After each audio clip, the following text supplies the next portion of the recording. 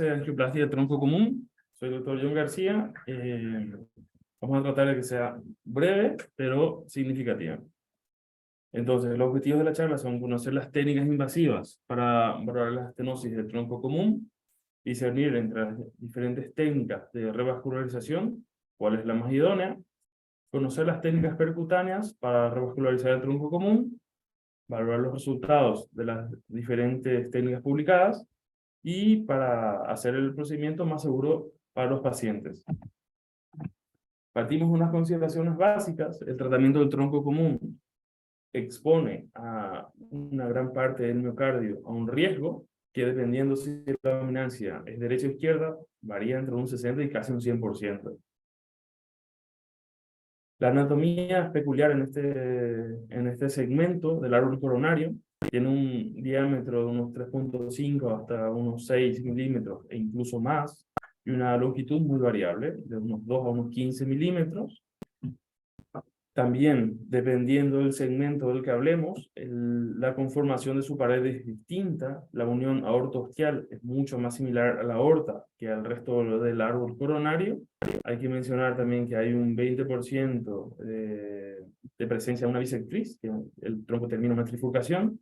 Y también, si bien es poco frecuente, existe la posibilidad de que no haya tronco, directamente nazcan de ostium independiente, la descendente anterior y la circunfleja. Esto es un poco para un esquema que después vamos a volver sobre él, que detalla, por ejemplo, que todos sabemos nacen ahí del seno valsalva, por lo tanto es difícil alinear los dos bordes, por ejemplo, de un stent que pongamos en el ostium. Las placas suelen extenderse del tronco hacia la ADA y también ocupando parte de la circunfleja. Y recordemos la clase previa del doctor Rojas, que dijo justamente la gran parte de las veces la carina está respetada, no suele tener, por la fuerza de cizallamiento del flujo, no suele tener placas de oro. Entonces, el tronco tiene estas tres partes principales: el ostium, el cuerpo y el tronco común distal, donde normalmente se resuelve una bifurcación. Entonces, antes del tratamiento, es importante diagnosticar bien la enfermedad. Clásicamente se considera una estenosis del 50% por estimación visual como significativa, que representa aproximadamente un 75% del área comprometida. Probablemente el método más robusto y reproducible para medir el tronco en realidad sería el IBUS, que tiene validado una serie de dimensiones, que es el diámetro luminal mínimo, que son 2.8 milímetros, y el área luminal mínima de 6 milímetros cuadrados. Esto sirve para la optimización también del stent. Una vez implantamos el stent, ver que esté bien posicionado, que se haya expandido correctamente. Esa es la segunda utilidad del IBUS en el tratamiento del tronco. FFR se puede utilizar teniendo en cuenta un par de asuntos. Por ejemplo, que la normalización hay que hacerlo dentro de la aorta. La adenosina es mejor periférica que por el catéter, porque muchas veces el catéter no va a estar selectivo. El punto de corte para saber si es o no la lesión significativa es de 0.80. Y la OCT, que no está validada todavía para los diámetros y el área luminal, para saber si una lesión es crítica o no, o si hace falta tratar o no, sí que puede sernos útil para ver si está bien posicionado nuestro stent. Para lo que no sirve ahora y probablemente nunca va a servir es para ver el ostium, porque como se lava súper rápido y hace falta el contraste para ver la OCT, pues para eso no sirve. Bueno, esto es una imagen de cómo se ve el IBUS, ¿no? Nos permite ver la pared, ver la placa y después analizar también la bifurcación. Acá hay herramientas automáticas o semiautomáticas para medir también el área y los diámetros. Entonces, el tratamiento de la enfermedad del tronco. Inicialmente fue la cirugía, que versus el tratamiento médico gana por lejos. Con el paso del tiempo y el advenimiento de la angioplastia, con los stents de primera generación, seguía ganando la cirugía por mucho. Y En la actualidad, la cirugía y la angioplastia con los nuevos estén farmacautivos, variada por una multitud de estudios, es en riesgo y en mortalidad más o menos similar. Hay muchos metaanálisis que van en esta misma línea. Probablemente la única cosa bueno, en stroke, por ejemplo, en ictus, es más favorable a angioplastia, como pensar en infarto, ligeramente más favorable a cirugía, pero las diferencias son muy pequeñas.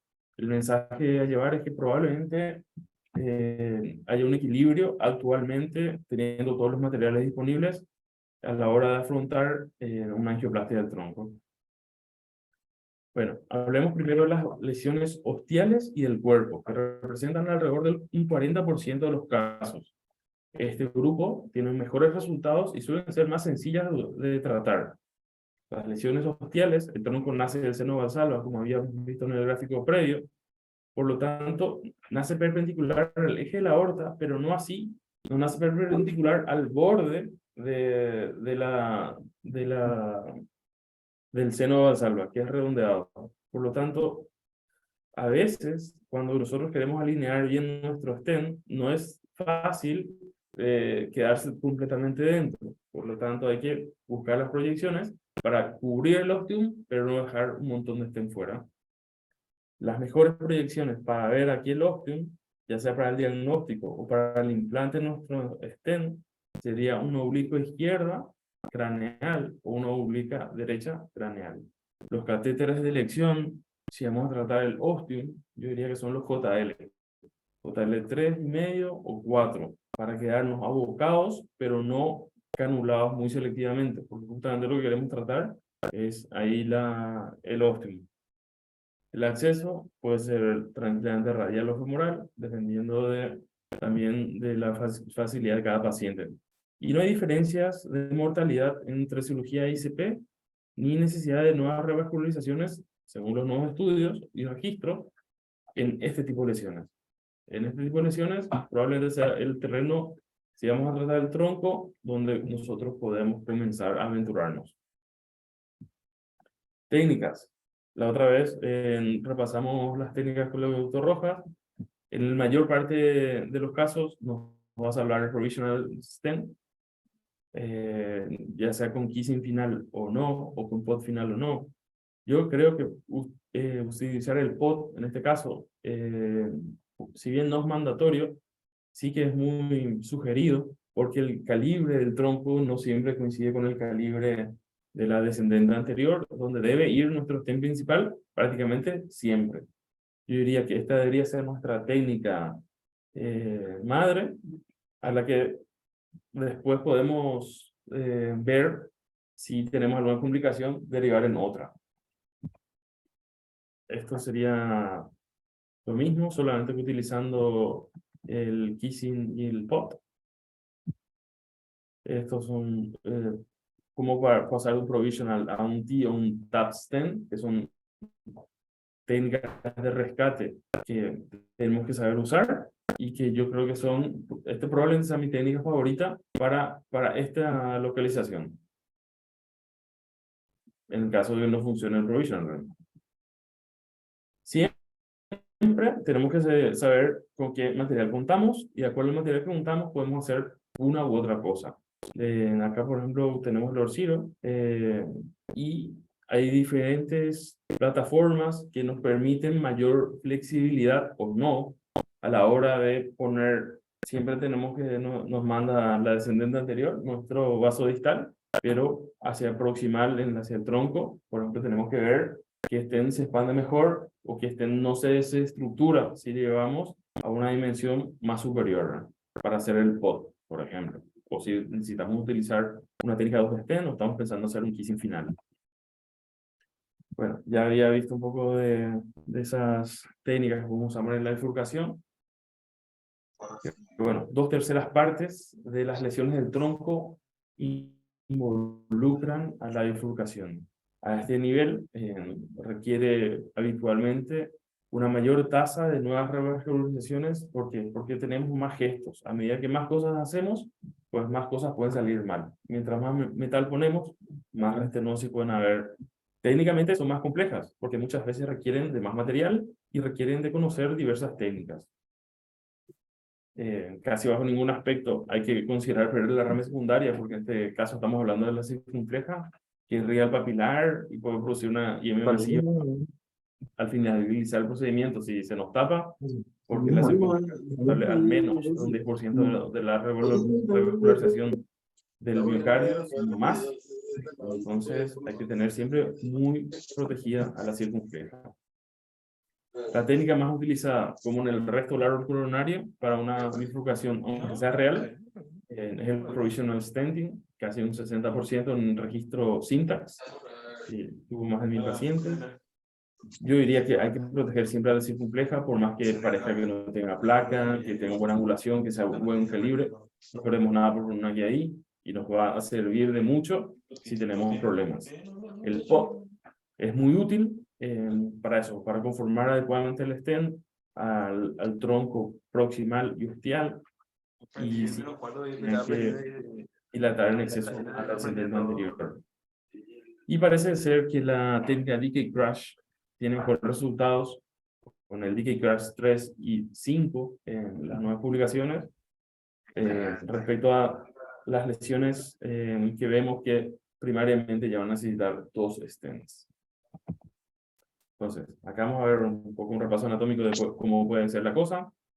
A veces la circunfleja parece que tiene lesión, pero que no es grave, no compromete más del 70% de la luz, en cuyo caso vamos a utilizar una técnica de un solo stent, provisional stent, pero con la prudencia de poner siempre también una guía en la circunfleja, ya sea con kissing final o no.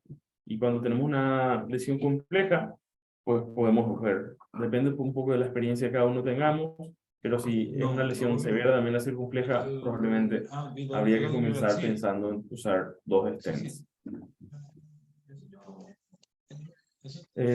Hay diferentes algoritmos que nos pueden guiar, pero básicamente es, si está lesionada severamente la circunfleja y esa lesión es larga, bueno, pensar ya en una técnica de 2 stents de entrada, o también, sobre todo, puede pasar en casos de circunflejas ostiales que son muy severas, pensar que si tratamos esa arteria, eso me pasó alguna vez, que una circunfleja ostial que es muy severa, probablemente para tratar esa arteria habrá que tratar el tronco también, aunque eso no sea muy, no quede muy ortodoxo, uno tiene que pensar que puede terminar así.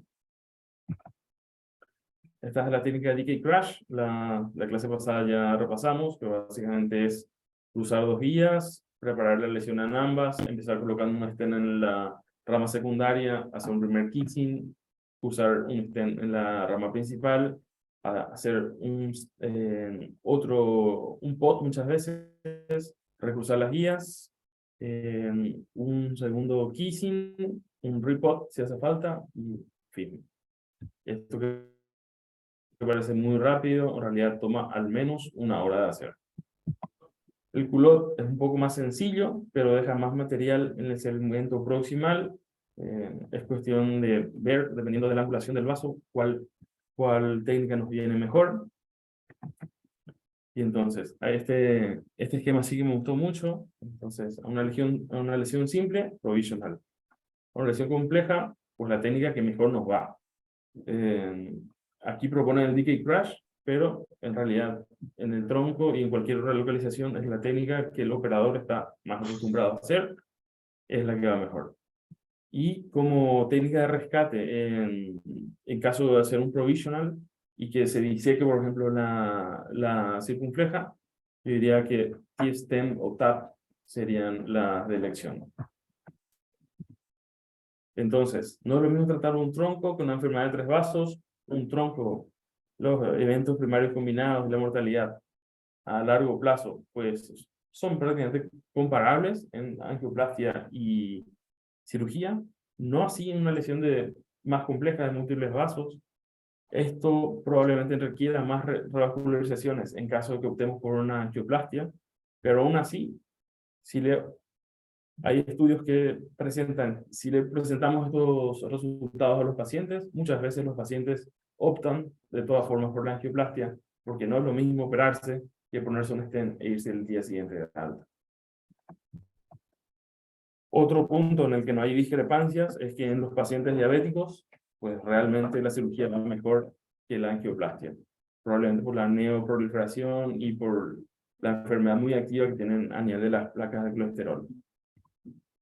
Entonces, los mensajes para llevar a casa son: la angioplastia del tronco está basada en la evidencia, la cirugía y la angioplastia son procedimientos muy diferentes en riesgos más allá de la mortalidad a 10 años, la estancia hospitalaria, la morbilidad que compone operarse el corazón, no es lo mismo, y muchas veces ahora las guías inciden mucho en darle también un papel importante a la decisión del paciente una vez informado de los riesgos y de los procedimientos en sí, y que la selección va más allá de la anatomía del tronco. Depende mucho de la experiencia de cada uno, de los materiales que uno cuenta en su centro y el estado general del paciente. Hay pacientes que nadie quiere tocar y esos son los que muchas veces nosotros los terminamos de solucionar. Muchas gracias. Buenos días.